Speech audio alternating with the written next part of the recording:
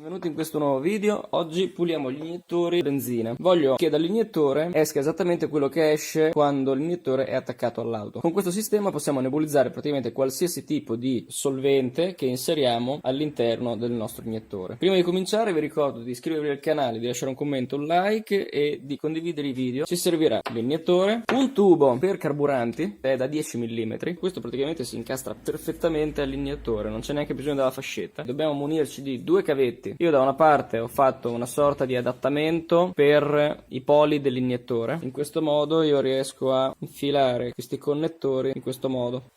Sono ricoperti di gomma così non va a fare contatti strani. Dall'altra parte avrò due faston in questo modo e questi li attaccherò ai morsetti, polo positivo e negativo, del caricabatterie che si trova qui. Il caricabatterie farà sì che l'iniettore si apra e si chiuda da solo. Invece attaccato alla batteria farà un click solo, mi raccomando. Ci serve una vaschetta. Quello che ci serve è qualcosa che ci mandi in pressione l'iniettore. Io ho preso il compressore per mettere il tubo all'interno di una morsa. Ci serve per tenere fermo il tubo in maniera che io possa spingere con la pistola senza che il tubo si muova e che l'iniettore si muova. Ho una siringa qualsiasi, metto il WD-40, se no ci potete mettere il petrolio bianco. Abbiamo preso questo quantitativo di WD-40 e lo andiamo a inserire qui dentro, quindi lo riempiamo in questo modo. Semplicemente travasarlo all'interno e ci va da solo. Nel momento in cui accenderemo la batteria dovremo sparare l'aria all'interno del tubo.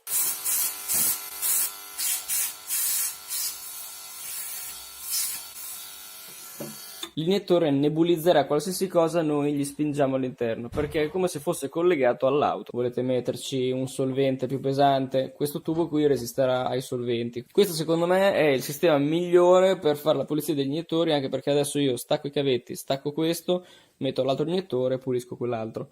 Quindi è abbastanza semplice da fare e veloce.